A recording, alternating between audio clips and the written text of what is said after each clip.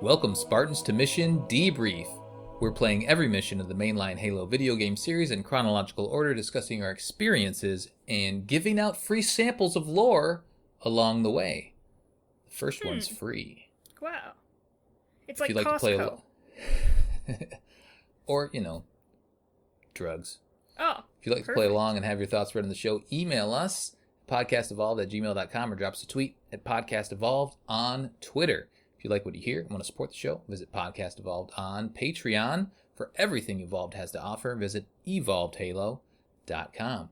This episode, we're debriefing the FOBs and Outposts from the Reformation area in Halo Infinite. I'm your host, Colin Perkins, alongside David Arnold. Hello, everybody. And Krista Brown. Do I get an allowance for doing all of these chores? You do not. What? You get self-gratification. My allowance is the weapon just non-stop talking to me. She won't stop.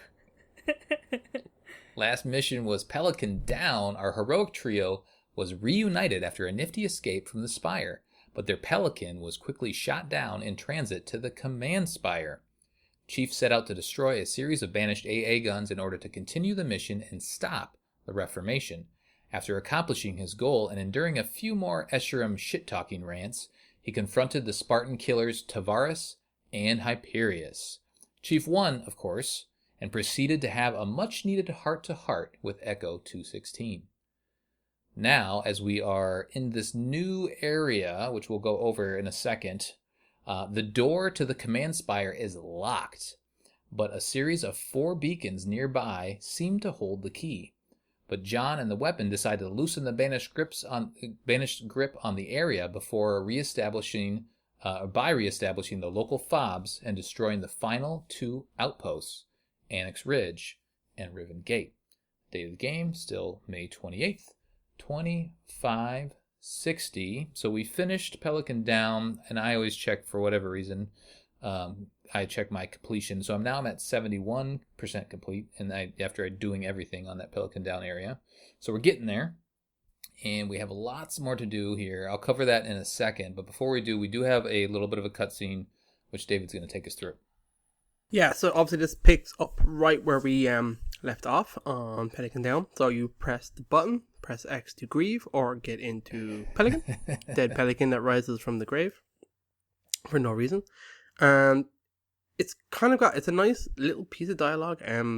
I like that the main missions are kind of interspaced between like time aboard this Pelican with the characters talking to each other. I'd like to see more of this. I think this is pretty cool. So the pilot kind of just chimes in. They just had their lovely moment. They're friends now. And he's just like, how long since I met you? 6 hours, maybe 7. It's been eventful. Because quite a lot has actually happened here. Which is like a typical Halo game. It all takes place pretty quickly. He was 6 months by himself, which is kind of crazy. It's interesting. Like, 6 months by yourself on a Pelican. Yeah. Which is pretty hardcore. Also, it didn't crash, so that must be some kind of, world record. 6 months on a Pelican with 0 crashes. Well, maybe he did, but this Pelican's invincible because it crashed in the previous mission, Krista, and it was totally fine. It's an invincible Pelican, the first of its kind. He just took it up and it just left away, no problems. There's a cool little moment where the weapon pops up here and asks John, is he okay?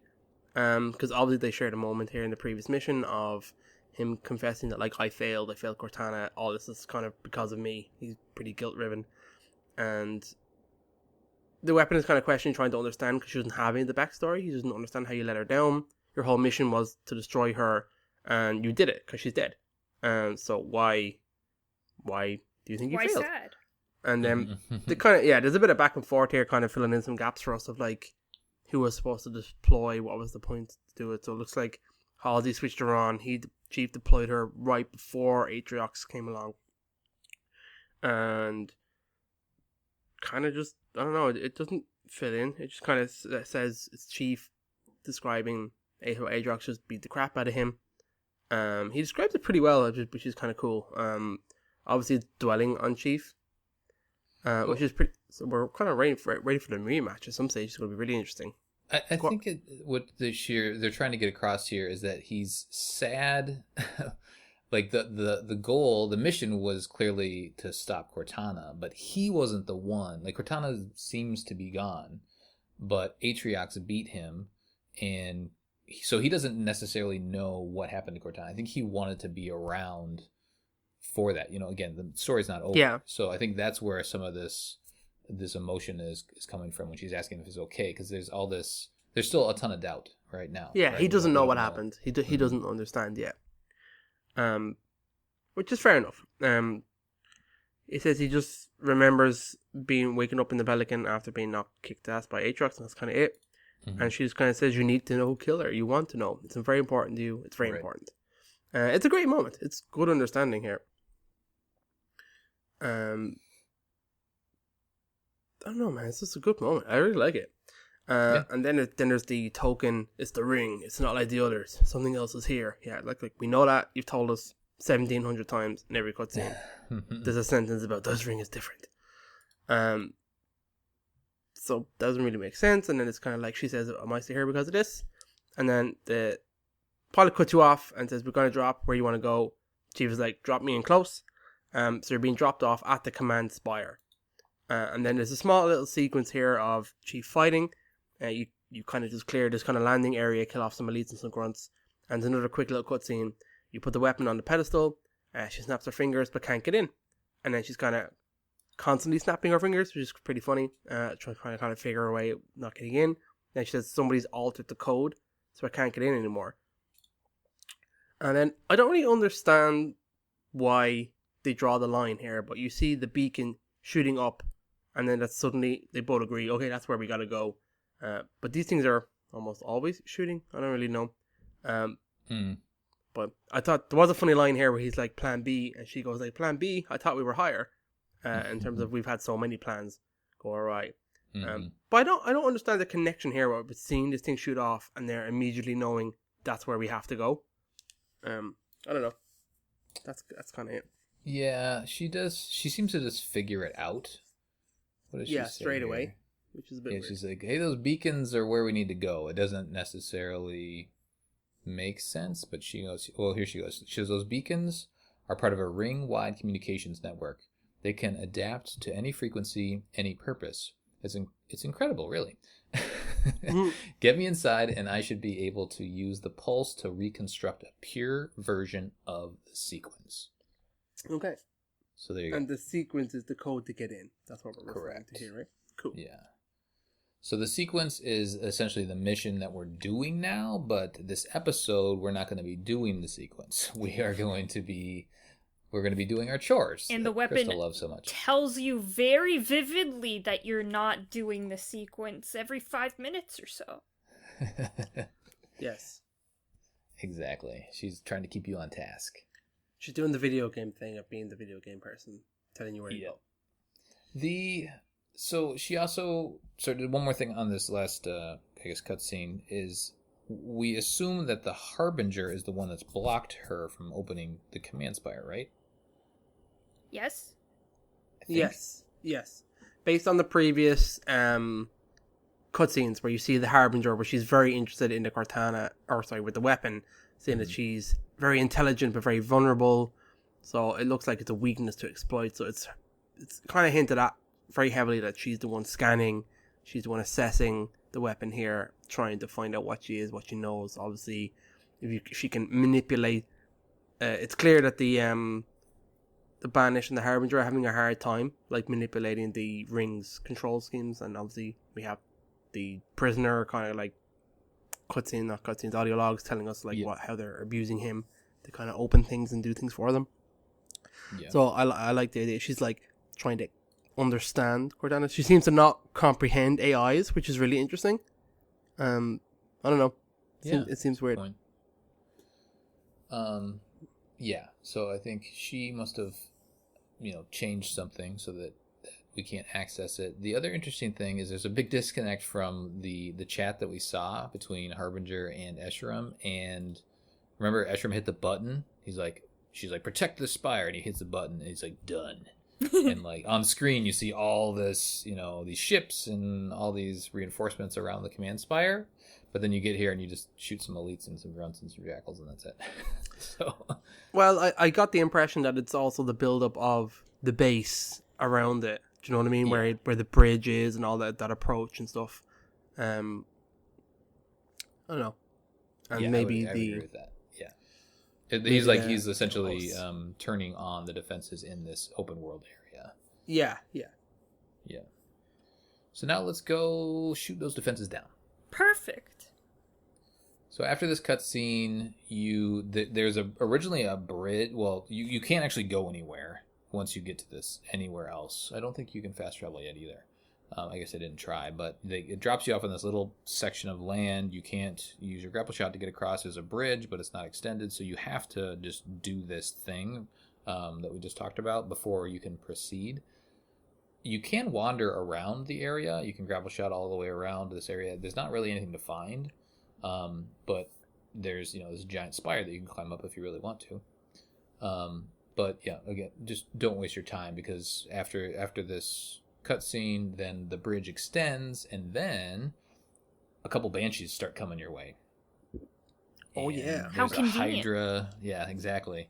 And there's a hydra right there at the edge of the bridge that you can use to shoot them down. Or you No, Colin. You have the grapple shot. Yeah. That's what you use to take out banshees in this game. You don't Correct. shoot banshees. Correct. Yeah, you hijack them immediately. But it was one of those things where, this is about halfway, a little over halfway of the game, and I've already done lots of exploring, and it opens you up to this next world, and if you go to the map, you're like, oh, I got to go to these 4 different beacons now. Oh boy, and I know, David, you liked this section of the world, and I loved it. A downer for you, but for me, especially when I was trying to mainline the game, I was like, oh boy, now I got to go do all these other things, and ugh. And I hadn't had enough valor to get the wasp yet, so it felt a little bit like, I don't know, like a chore. That's understandable. But this is where I spent the majority of my game. And especially the first time around, I explored everywhere before moving on. So when I was here, I had the wasp, I was ready. And then I loved in this area, the layout of this area. I loved the diversity of this landmass. Yeah. Is awesome. Yeah. I loved each of the beacons. They were each unique little puzzles, different enemies and vehicles to take on. There was so much to find around them. I really liked. The FOBs were really good. I liked the 2 outposts that we're going to talk about today. I thought they were also pretty good. So I just have overall positive vibes to this. I just loved it. This is where I shined in this area. I loved just unlocking everything around and exploring. And then pretty much the entire game's open to you here. Once you get the wasp, that's kind of it. That's all you need. Mm-hmm. So you kind of catch everything and you're ready to rock. You should be unlocking all of the variant weapons now as well with your next valors and stuff like that. So you're getting the new shotgun, the new AR, the new BR, all that kind of stuff. And they're great. They're great fun weapons. The new rocket launcher. It's awesome. Yep. Chris, how are you feeling at this point? Man, like David said, once you get the flying vehicles, it's time to mop up all this shit, right? Everything that you've missed. All those faraway objectives that at first you were like, no, I'm not going to do that. I don't have 20 minutes to climb across this ridge. Now you have a Banshee or, what's the other thing called? Wasp. Yeah, Wasp. I wanted to say Pelican, but it's not a Pelican. Alright, yeah. So you have those now, which is great. I think that's the best part of the game for me, is when you can fly around and just do shit. It's so good. Yeah. Yeah, in this part, they do, and we'll talk about it here in a little bit. Maybe let's dive into it. So let's dive into it. This is a fun landmass. We'll cover this across 2 episodes. As I mentioned, FOBs and Outposts will be what we cover today. I do want to talk about the collectibles really quick. So you do have your list of chores. There are 13 Mjolnir armories. There are 8 banished audio logs, 15 Spartan cores, 4 skulls, 25 UNSC audio logs. A lot of these are the Spartan stories. Yeah. Which are very interesting. 3 Forerunner artifacts and 13 propaganda towers. So lots to do. you're not ready to leave the open worldness, then you have plenty to do. But I'll warn you here, and I'll warn you again before we finish the sequence. After we're done with the sequence, then it is point of no return. So do all the stuff now. This is the time to get all the things to power up your equipment and everything. Because after this, then we're straight lining it. We're mainlining it to the end. Okie dokes. I'll cover the FOBs really quick, and then I'll pass it over to Krista. She's going to do our outposts for us. I'm going to start at, let's see, FOB Lima, and that's the one that's right in front of you. It's really just across the bridge and up the ridge there. So start there first, and if you can grab one of those banshees, just do that, fly over there, and just kill everybody, and then you're done. That's really what it is. I think that's basically what I did. There is an elite warlord over there, which is interesting. That's like the gold armor. Just elites, grunts, and jackals. This one actually felt like, and there's a couple others. I know Matt brought this up in the past, where the FOBs don't necessarily feel like they're defensible. This one does, because behind it is like a giant wall of the Forerunner hexagons or whatever. So this one actually feels like a good spot where you can hunker down, but a lot of the others don't necessarily. This is also where the pilot confesses, at least it must be the first FOB, or maybe it's like soon after you unlock the world. The pilot confesses that he was a civilian engineer. It kind of talks about that side of the story. So definitely some more depth on his character here. Any thoughts on this first FOB, guys? David? It's grand. I like it. Not. It's obviously you take it straight away because obviously you realize you're going to be fast traveling back here, so it's a good point for convenience, obviously, for the story. Especially since the whole map is open to you now, you can bounce around it for how long you want, and having this FOB ready makes total sense. You should be capturing all the FOBs all the time anyway. No, it's pretty good. It's one easy to tackle. If you're like me and most other people, you were probably fighting it in a Banshee for a bit, because that's where you probably stole it and just flew straight here. That's kind of what I did. But no, I think it's funny that like there is a FOB here and an enemy base at the gate. They're so close to each other, and yet they almost never interact. But sometimes they do. Sometimes they'll cross each other's kind of fields, and you can see a little fight break out. It's kind of fun, especially with the guys that have sniper rifles and stuff. You can hear them taking pop shots at the enemies down at the gate. Yeah, that's right. There's a gate. You don't have to fight the gate, because if you you can skip it. You can just fly over it. But if you're hoofing it, then there is a big giant like force. Well, it's not giant. There's a decent sized force that you gotta fight through to get up to the FOB. For sure. Krista, any other thoughts? No. I mean, just at this point, I'm just air vehicling everything now. Yeah. Like I'm not stepping a foot on the ground anymore. The ground is for losers. So. Well, I want to bring that up here. I guess I'll mention it here because you're kind of heading down the path that part of my frustration, and I love, again, this chunk of land, there's lots to do. It's very diverse, but if you are just flying around, you're going to miss a lot of it. Oh yeah, definitely. Like in the previous landmass before Pelican Down, I guess the second open world area, like you had to be in the Razorback and the Warthog, and you didn't have any vehicles yet. So you're just tooling around, right? You're either on your 2 feet or you're in a vehicle. And here, it's just much easier to pop around, which, again, is good at this point in the game because you probably are, I don't know, you're feeling more powerful and you're wanting to fly around and you're wanting to move things forward. But there's a lot of cool stuff that you can miss if you just do it that way, too. I mean, 100%. But this is my second playthrough, so I don't care. Yeah, exactly. Yep.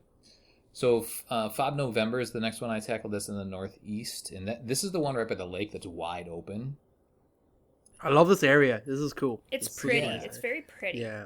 Super cool. And it's got nice vistas of like the mountains in the background. And yeah, it's a weird spot to have a FOB, I guess, right by this lake where it's wide open that you could easily, I guess, just bomb the hell out of. But it is what it is. So head up to the northeast, grab FOB November. There are lots of brute miners around in this area, grunts. There is for me anyway, there was a brute major with a skewer on the platform. So I think I got shot down with him. I don't think I was able to clear this whole area without getting shot down or my wasp going down. David, did you make it with the wasp, or did you get shot down? No, I generally don't take this one with the wasp. I have marines when I'm taking this one. By then, Gotcha. I normally load up on Lima with my marines and my razorbacks and traverse this area as much as I can. Yeah. I love bringing my marines up to. We'll talk to it later. The beacon here is really cool. There are marines that's generally in this what I game? do. Oh yeah, oh yeah. Any other thoughts, Krista? As much as I like the wasp, it's literally made out of paper mache, so Yeah. you get hit by one skewer and it's all over. Yeah. I feel like I can take pops from the mangler, and some of the other, like the plasma repeater, I think it's called. But yeah, you also get zapped a lot from the shock rifle. Oh yeah. Or the what is it, the disruptor, and you just kind of like you freeze and you start floating down to the ground. That happens a lot. There are a lot of Spec Ops grunts around here too, which is interesting. I feel like a lot of Spec Ops enemies in general, they're just more powerful version of whatever, the different races. It was also here that I realized that I wanted a Hornet. Yeah, that would be cool. Especially in this wide open one, where you have the Marines Man, on the sides. let me take my buddies. Yeah, man, let me take that. But that's why this game needs the Falcon. It needs the Falcon, would be man. rad too. You need to be able to hold like 4 dudes, one on each side, shooting down maybe grenades. Maybe the grenade variant of the Falcon. Ooh, Man, it'd be so dope. Come I on. like that. But yeah, because you can bring, you bring your Marine buddies in the Warthog or in the Razorback. I guess you can't in the Scorpion, but like it'd be great to just 1 or 2 that could be firing off to the side while you're flying around your little Wasp. So the Hornet would be perfect for that. But I do like the Wasp in general. All right, the next one is FOB Kilo. Where is Kilo? Sorry, I don't have this marked on my map. Here it is. So southern portion on the western side of the map. So kind of close to one of the Annex Ridge. Yeah, right across from Annex Ridge, essentially. So head over that way next. I didn't really write much down on this one. It was just, hey, there's a bunch of different brutes here, and I brought my Wasp over there. Let's see here. Oh, after you capture it, the weapon says, this comes into play when we go and tackle the Annex Ridge. But she does say specifically, there are a lot of key Forerunner sites nearby. Curious what Escharum was looking for. It's a little foreshadowing for what's to come. Any thoughts on Kilo, David? No, it's pretty generic. It's in a great place. I like it. It's next because it's next to Annex Rigs, because it's next to the Hunters HVTs and the next to one of the beacons. It's a great spot to kind of drop in between the 2 outposts and load up on whatever you want and just take them to the various places. Between that and probably the next one we'll talk about is great for that as well, Juliet. They're just in great positions. So I go to them frequently and load up on whatever I need and take it to the next area, mission, or whatever thing I'm doing. Yeah, they're pretty close, actually, compared to They're very close, other yeah. ones. Krista, thoughts on Lima? I barely remember this one. Yeah. It's very forgettable. It's Kilo, anyway. Kilo. Oh, what did I say? Lima. Yeah. Lima's the first Kilo. one. Yeah. See, it's forgettable. It is. The next one I did when I was doing my notes is I did Hotel, but we'll talk about Juliet. Juliet, it's a good one because, again, it's pretty close, and there's a cool encounter I'll talk about after we're done. But it's protected by, brutes, grunts. I thought it was much easier to take than some of the previous ones with my Wasp. I didn't think I had much trouble taking this one over. It is by a really good Spartan core location. Do you guys remember this? It's like there's like this cave, and then inside the cave is a Forerunner door, and inside the Forerunner door, it's cool. are a bunch of Marines that are dead now. That. But they are like protecting this Spartan core. It looked like, and there's like some Marine. Looked like they were holed up for a while, and then they eventually got taken over. That was a really, really cool spot, and it's actually really well protected. There are a lot of elites and a lot of grunts. And there's some sentinels here. This is the first time we've fought sentinels in the wild, right? I don't think we've encountered them outside of the boss fight, and they weren't even in the boss fight. So now we're seeing sentinels out in the wild. Any thoughts on Juliet, David?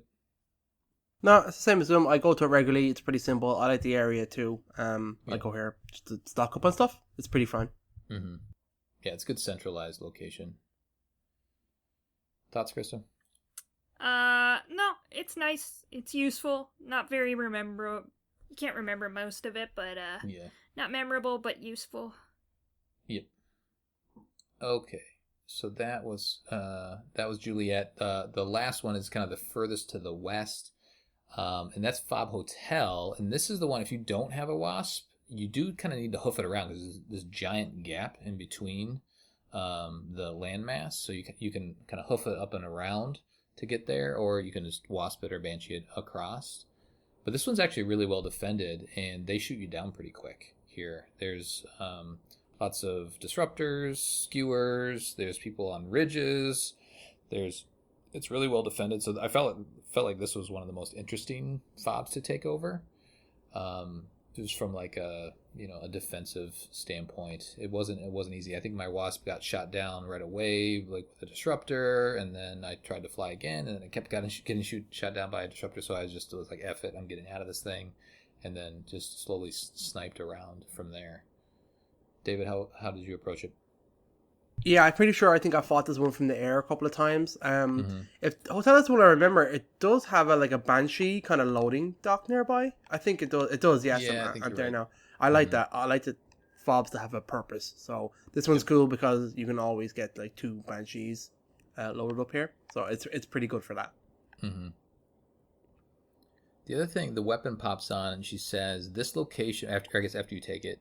She says, "This location was one of the most fiercely fought over in the first 48 hours of the fighting," which is, some interesting lore tidbits. She also mentions that the Pelican Down area was really where the majority of the fighting was done. And that makes sense, right? Because it's like a ship graveyard right over there. Yeah, for sure. All right, so now we have 5 different fobs to load up and deploy and go do all of our chores. We'll do some more chores on the next episode. We won't cover like where all the Spartan cores and all the audio logs are. We'll cover the audio logs that are in the outpost areas like we've done in the past. We'll also cover the artifacts, just because there's 3 of them, and the skulls, but like all of the other collectibles, it's just too much. There's plenty of guides out there for that, so we'll cover the main stuff. Let's get into the outposts now. We have Annex Ridge and Riven Gate. Krista, which one do you want to tackle first? We'll start with Annex Ridge, but oh my gosh, both of these outposts are super memorable and super fun. They're great. Mm-hmm. They're really nice ones. They're really unique, really well placed in the environment that they're in, which I really like. It's cool. And there's interesting stuff going on at them. So Annex Ridge is a very interesting place. Of course, like any outpost, you can approach it from multiple directions, the sky being probably the best one. So this outpost seems to be collecting Forerunner artifacts, specifically the audio log rings. I guess they want to collect all the audio logs, but instead of just getting the recording, they decided to just grab the whole thing. Yeah, right. So there are a lot of rings everywhere. There's like digital rings and physical rings and broken rings, lots of broken rings. And red rings, and there's so many rings. Red rings of death? Yeah, there are. Oh my god. Maybe that's what maybe that's their ultimate goal. So create the red ring of death. Yeah. So to get in this base, because the weapon's like, oh, they're doing some weird shit, you gotta stop it. And you're like, okay. So you have to go through these like tunnels and then get a lift, and then you lift into the building. and then you went in. Oh yeah. So you got to go down in the center area, right? Yeah, and then you lift up. And then you hit a button, and of course, the best thing ever happens. Some silos raise, and you have to explode them. Yep. So, there's 3? Just the one? There's just one? Yeah. Just one in this base, yeah. It's like on the other side. What a fucking baby base. What the shit? It's spread out, though. Like, you gotta go use a man cannon to get over there. All that fun stuff. Yeah, and of course, like, everything in the world wants to murder you as you're trying to get there and get the silo, but you explode the silo, and that's it, but it's pretty cool. It's a really fun base to walk around in and check everything out, and there's holograms and shit like that to look at, so this one's really cool. I liked this one a lot. Well, the point of you blowing up the silo is you can see a ship it's a banished ship that has a couple of the rings, like, loaded onto it. Yeah.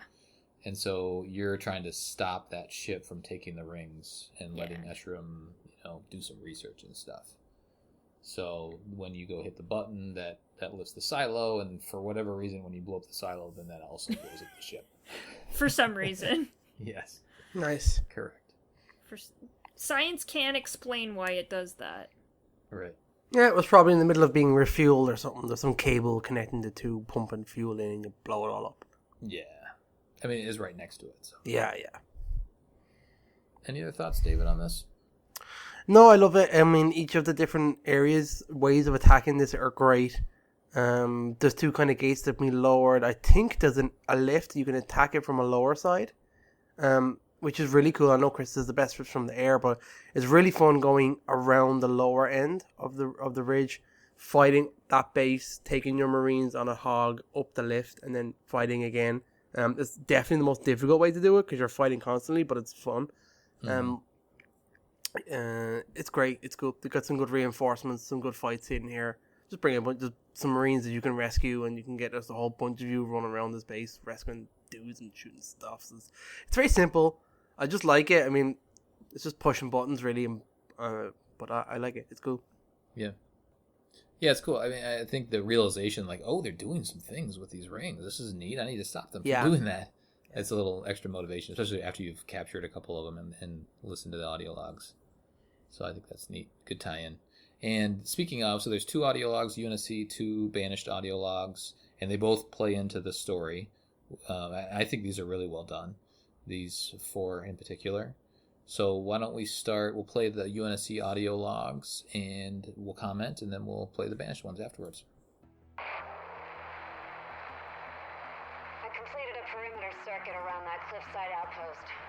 We confirmed the presence of Forerunner tech, those same ring-shaped artifacts we've seen elsewhere. The banished are studying them, harvesting samples, sending them to God knows where.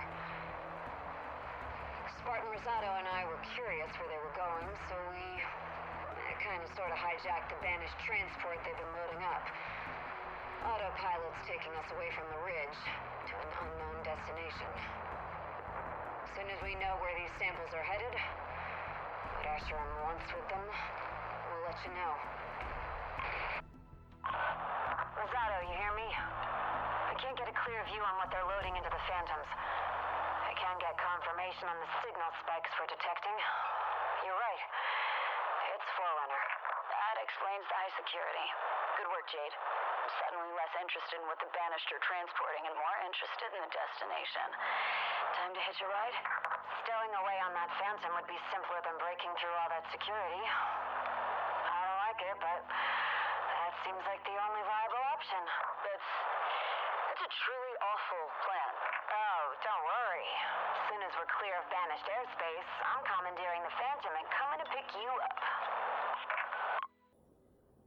So I want to really touch quickly on the text. Again, 343 and the writers have buried some lore in here outside of just the audio log. So there is a character mentioned in the first one, a hastily assembled plan, called Pointer, codename Pointer. And he's essentially found or is listening to this audio log, and he is I think he is in the area. So he was on the Infinity, and he's been deployed down to the ring. I think he's a Marine of some sort, and he is listening in, and he's essentially transmitting this. He mentions, let's see, what does he say here? He says, Spartans, Jade, and Rosado seem to have a handle on things, but I've been unable to establish comms with Jaeger, Jaegr. I couldn't find any, or Jaeger, yeah, Jaeger. I couldn't find anything else about Jaeger. Maybe there is some other stuff out there. But so they're kind of dropping, they're like leaving a thread there. And then if you do a little more digging, Pointer is also in communication with Fixer. And Fixer is featured in the Oni, what do they call them? Oni archive videos that were released when the Master Chief Collection on PC was starting to roll out all of the games individually. So like it was first, Halo CE and then Halo 2, and there was a accompanying video along each of those. So go check out Halo's channel, and there'll be like an intro, which is pretty standard fare, and then at the end of each video, there's like some weird drama that's happening, and Fixer is mentioned in some of those. So some fun lore stuff to go chase down. But the gist of these two is essentially Jade and Rosado have hopped on the vehicle, one of the vehicles, not the one that we blew up, but one like it, and it had been taken off to wherever they're doing this research on these rings, which is pretty sweet. Any other thoughts, David? I think it's cool. I'd like to know more of the story. It's a typical Spartan Halo game thing. Let's hijack some stuff, see where it goes. I like the whole idea of these two Spartans just like intelligence gathering and trying to figure stuff out. It's pretty cool. Yeah. I like it. I wish there was more to it. Yeah, agreed. We don't know what happened to them either. They could technically still be alive because they don't say they're dead. No, there's only these two guys. These two logs. Yep. All right, let's do the banished side of things. The ring itself impedes our progress as it heals. The war chief and his ally must remain patient, otherwise we risk losing all that we found. These artifacts require an extraordinary amount of care and attention. They were not created to stand the passage of vast ages of time, but they were made for another purpose, which for now remains hidden. And without unraveling those mysteries, Cerritus, mark my words, we will never have control of this installation. The artifacts scattered across this ring are key to the destiny of the banished. They are a link to this world's past and a guide for its future. Our control of this ring is only as strong as our capacity to understand it and the mysteries that it contains. Discover what lies beneath. No further delays. No insipid excuses. The only barrier between the banished and our future is your lack of resolve.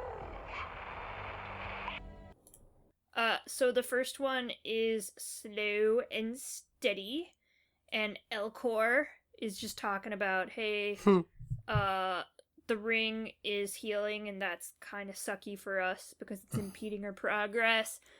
And but it's also good for them, right? They want it to be rebuilt, right? Yeah, but I guess it's not being rebuilt in a way that's convenient for them. They're trying to dig, and maybe it's trying to heal at the same time. Yeah, good point.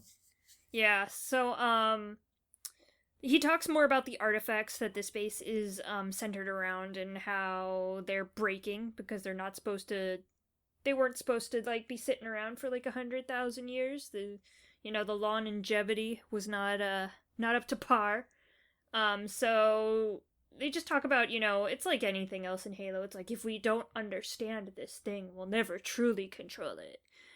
Which is interesting. I mean, it's kind of the normal Halo stuff where everyone's like, I don't know what the fuck is going on, but I think it might be important. Right. The next one is from Esheram's diary. And he's just bitching about, the ring artifacts and how they're linked to the past. And he's like, I want them all to myself. And oh my god, I'm so angry. Why aren't you guys already done with this?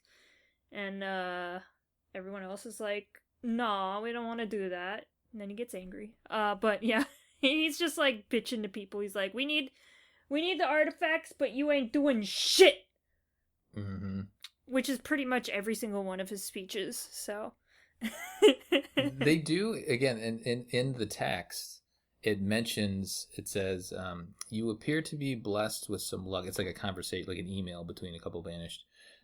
You appear to be blessed with some luck, Dovanir, despite your staggering failure, the loss of a siege hauler, and no less 3 intact artifacts contained therein. The war chief appears to be unaware. So he's essentially referring to the Spartans that stole or hijacked the last one, which is kind of neat because it ties them together.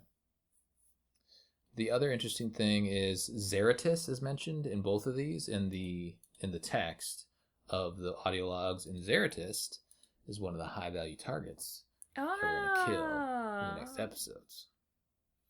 Nice. So his lore, and David will read it, is he's essentially, when they go out and when the banished go out and find artifacts and things like that, like he's usually there protecting it or part of those patrols.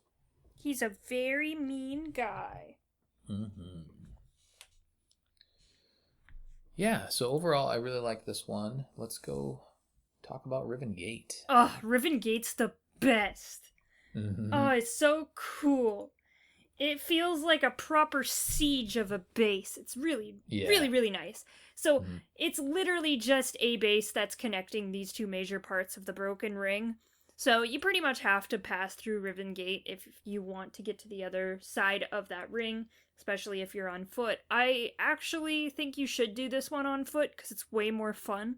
Because it feels like a siege when you do it on foot. It's very cool. Yeah, this one is great. Basically the main goal in this is to just destroy Riven Gate. So you go in there, there's a barrier that you gotta take down, so you like press a button, you destroy a power source, an energy barrier goes down, you hit a button, expose the fuse thingy, and then you blow it up, and that's it. But as you're doing this, there's this brute that's like, this is Riven Gate, we will not let you live, how dare you challenge Riven Gate. It's like, oh shit, it feels like a proper boss battle. I love this one. Yeah. Just because it just feels really cool. This guy's like screaming at you and you're like taking over the place.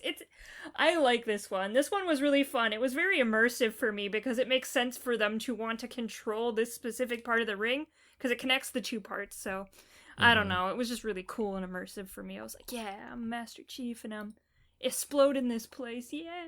It was great. Blowing stuff up. Yeah, there is a point. Let's see. So you have to. The whole point is you got to open the 3 doors. So there's one up high there's a banshee up high, and then there's 2 on the sides. And then one of the sides, I guess when you're done with that, then it will unlock a door on the other side, which a camo elite is holding an energy sword. Like you can find this door, when you're wandering around. And you're like, oh, there's a guy in there and I can't get to him. Okay. And then, so once you open the 3 doors, then all of a sudden he's been released and then he's hunting you once you get up there. So that's a fun fight.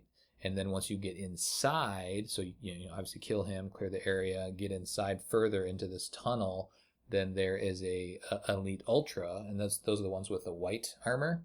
He's inside there waiting for you, trying to protect, the last button you need to hit, or the last little fuse you got to take out. So you got to kill him. There's a grunt in there too. There's also a Spartan core in there.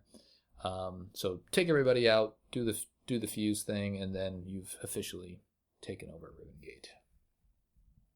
David, any thoughts on this one? I love it. Same as Krista. I love the idea of it, the lore of it, that it's just a big gate essentially that you're not essentially like taking out, but you want to unlock it so that like the UNSC can use it. In this way, like I wish you saw like the UNSC taking over bases like this and stuff. I think that'd be pretty cool. Like didn't get then controlled by the UNSC. As it is, there is a little text blurb. If you go back in after you undo an outpost, there's a little bit of a thing that says like, since the UNSC now have control of Riven Gate, we can pass through and meet up and reinforce each other on either side of the ring. I'm like, okay, but you never see that. Do you know what I mean? That never amounts to anything. But I like it. I love the layout of it. I like the area you fight in. I like the stages you go through. There's Marines to rescue. Bringing Marines in here is so much fun. It's great. I love it. Yeah, and there's a lot of enemies, a lot of diverse enemies, Yeah. So they put up a good fight. Well, one of the things I did is the Banshee that's up top is I opened that door first and then hopped in the Banshee and took it down to, I think it was the one on the east door.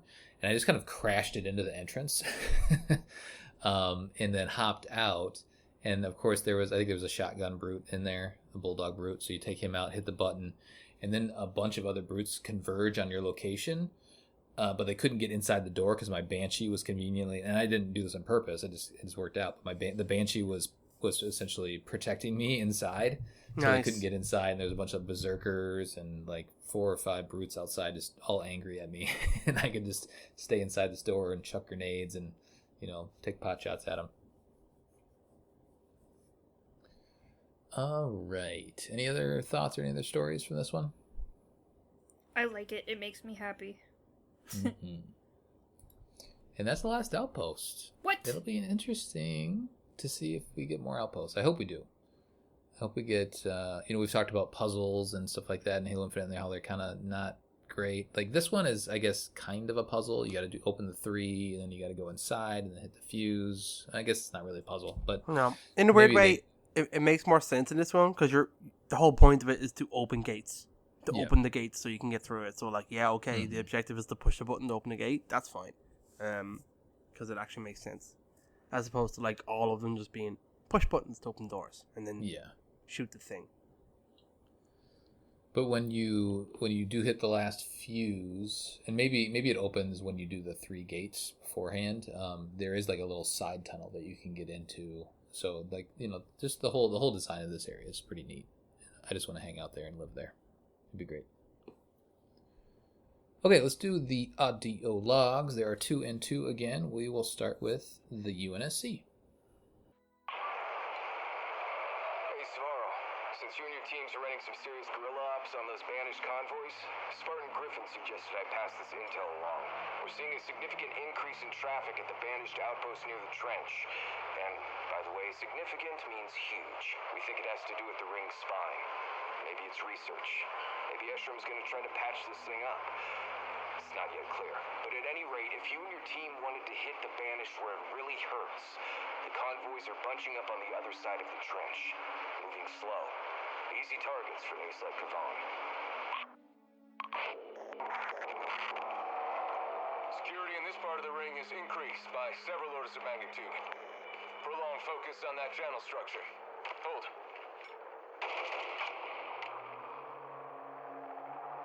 It's the structure the Marines have been calling the spine. The ring's working overtime to patch it together. Has been since the explosion all those months ago. Damn it! Hold!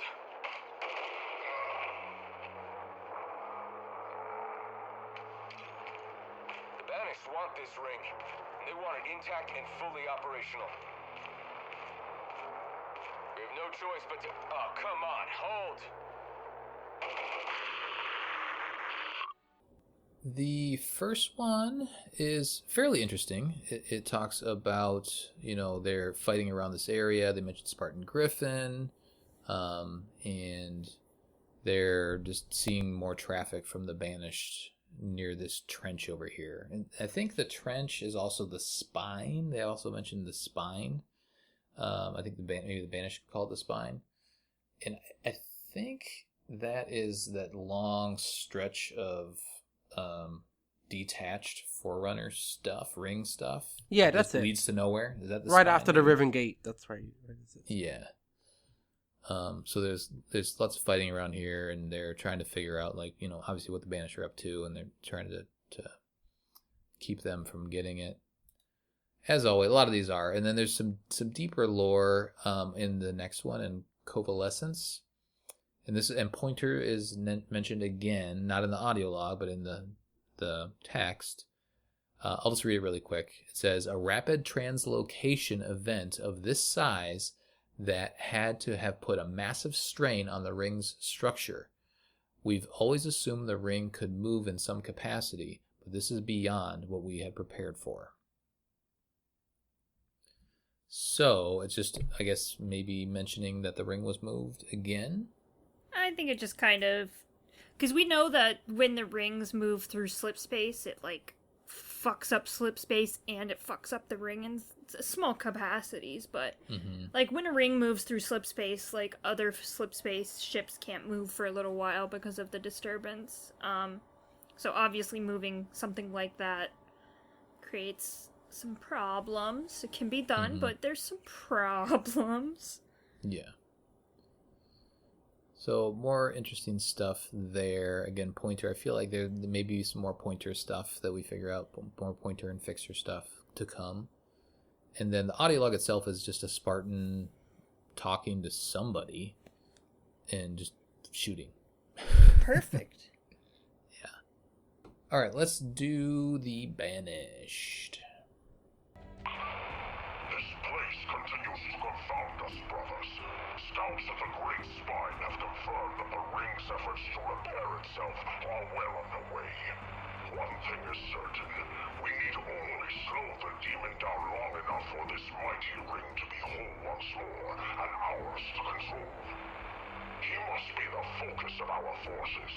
When the Spartan is dead, and he will die, there will be nothing left to stand in our way. Brothers, our people once lived in the shadow of throne-bound treachery. But today, we are offered the chance to achieve what the prophets and the whole of the Covenant could not. Humanity's last champion has returned. As we speak, he marches amongst us. The demon hopes to deny us our destiny. See to it that his hope is extinguished. Show the galaxy that at the end of all things, only the banished remain. Cool. So, in these banished ones, the first one is the Great Spine, as you heard. It's interesting. Of course, like, the spine is that place that looks important, that's floating in the middle of nowhere, and sometimes light goes through it. It's like, oh, that looks important. And there's, like, lightning and shit coming off of it. It's like, oh, that looks important. So, you know, at this point, the Banished know that Master Chief's around fucking up their shit, because at this point, we've destroyed all of their bases. So I hope they would know that we're around. So they're like, we'll just stall them until, you know, the spine is complete, because it's taken 6 months, and it's only this complete, so I'm sure we can, you know, keep them at bay for 6 whole months. So that's the first one. I just want to chime in with that. So it sounds like the ring is slowly repairing itself, and that's without activating the spires. Yes. So it's like naturally repairing itself, and then the Reformation and the spire stuff is like gonna do it really fast. It's like the quick heal. It's the biofoam of the Halo. Pretty much. Okay, so the next one is Encroaching Glory. And this one has the little subtext that doesn't actually go in the audio log. This one says, the rumors are true. The last Spartan has returned to Zeta Halo. Let him march on Riven Gate. Let this great maw of the Banished swallow him whole. Let us achieve glory undreamt of by the Covenant. And this is just literally Esheram talking shit about the Covenant and then talking shit about Master Chief, and that's pretty much it. He's just talking mad shit. Yeah. Yeah, at this point, it's kind of getting exhausting, his rants. It's like, we get it. Like, I like his voice, I like the voice actor, all this sort of stuff, but it's just like, it's a little too one note. It's more propaganda. Mm-hmm. I like the ones where he's kind of, like, talking about how distraught he is, where it's obviously not being, forward to the rest of the Banished, where he's just kind of talking to himself. Those ones are the best that really reveal his character. These are just like, yeah, I know, you've been talking about that shit for like 6 months. Jesus. Mm-hmm. Yeah, they sound samey, and like there's usually like something relevant about what's going on in the story in there, but they sound so samey and so preachy that it's hard to really, I don't know, enjoy them for what they are. That they are little bits of reveals. Okay, that's it. That's all we're gonna do. We're done. But we do have a community question. Kept it clean this time. I didn't read anybody's comments. Hopefully everybody else kept it clean. We're keeping it clean from here on out. Just clean questions. No, just clean. Okay. No, that's not gonna happen. Yeah, I mean, we were just gonna have to cut Discord completely out of this. What did Discord have to say to this one? All right, Banshee or Wasp? Why? Question for Mission Debrief, Halo Infinite, Reformation FOB, and Outpost episode. So Matt says Wasp, the maneuverability more than makes up for its absolutely no armor.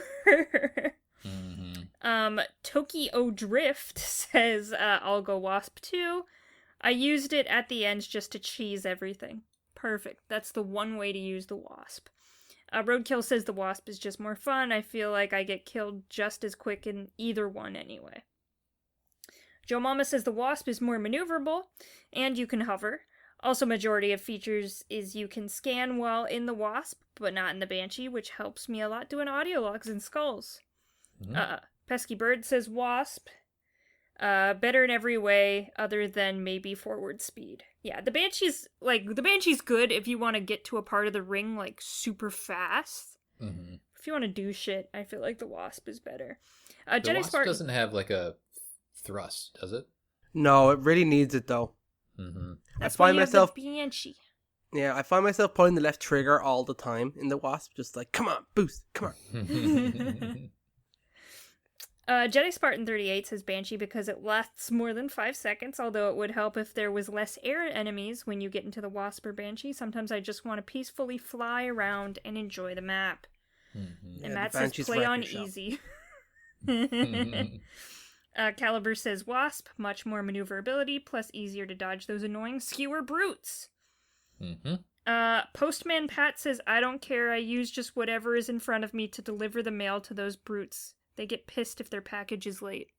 Good job, Postman Pat.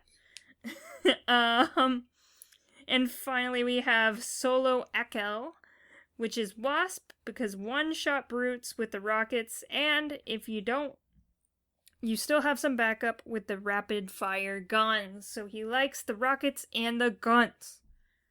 And that's it. There was nothing dirty, so you got your wish. There we go. Keep it clean. Keep it clean. Here we go. Well done, Colin. You fixed Discord. Congratulations. I fixed it. Nice. Colin Perkins, the admin, April 8th, 4:35 p.m. 4:53 p.m. I'm sorry, I'm going backwards. Banshee or Wasp? Why? Question, Mission Debrief, Hell Infinite from Reformation FOB episode. Colin, I like your picture you made here. Did you make this yourself?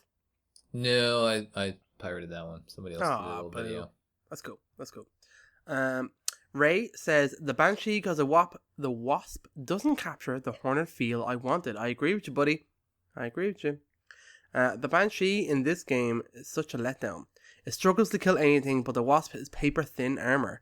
I'll go with the Wasp just for the fact that you can kill people from a distance by hovering in place. I agree. Mm-hmm. Brad says, the Wasp feels more agile. I can get more use out of it by positioning in places you can't easily attack from using a Banshee. Besides, the missiles feel stronger than the Banshee's fuel rod cannon. I also agree with that. It's pretty good. And they track, which is important. Does the fuel rod cannon track? I don't think it does in this game. I don't think so. No, it doesn't have a lock on.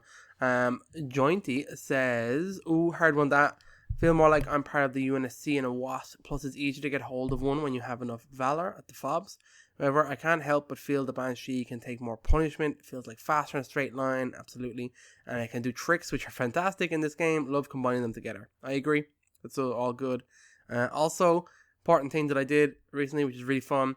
If elite is mantling on your Banshee and going to hijack it from you, do a maneuver. and they sends them flying. And it's nice. so good, and it keeps you in it. It's really fun. It's really, really fun.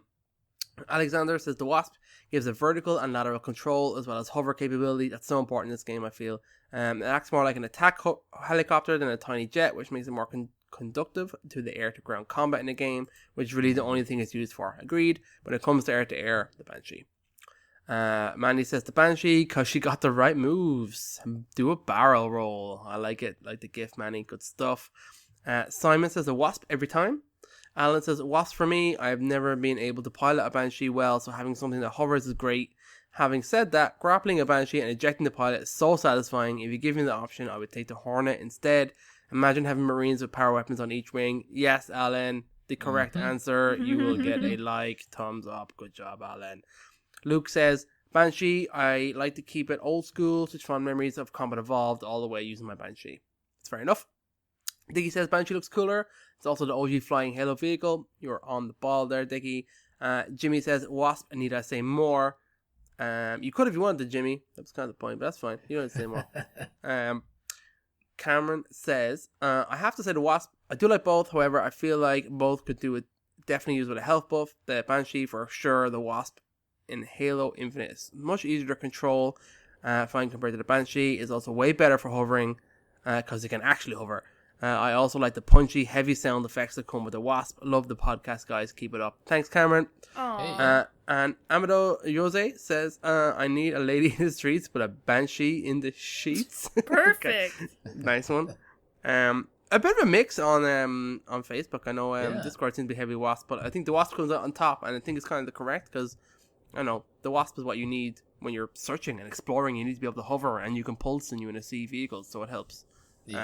Being able to look for things. Krista, what do you think? I love the Banshee. I've always loved the Banshee, but I think that, especially in this game, the Wasp is way more practical and easier to maneuver, especially when you're, attacking bases and enemies are all over the place. Like, just the hovering itself is just so much more helpful than constantly moving with the Banshee. And now I'm totally sad. Agreed. Yeah, once you get a taste of that hover, it's hard to go back to the Banshee. And I'm sure the people that are amazing Banshee pilots that prefer it. Well, there obviously are from the Facebook comments, but it's just so much easier. It's like the Wasp is a little baby vehicle, right? Just give me that easy baby vehicle. I like it. Plus, I like the design. I think it looks neat. All right, that will do it for our debriefing of the FOBs and Outposts in the Reformation area in Halo Infinite. On the next episode, we'll be debriefing the area's distress calls, high-value targets, and Easter eggs. Send us your thoughts at podcastevolved@gmail.com or drop us a tweet at podcastevolved on Twitter. You can also support the show by visiting Evolved on Patreon for everything Evolved has to offer. Visit evolvedhalo.com. Until next time, Evolved. Evolved! Evolved!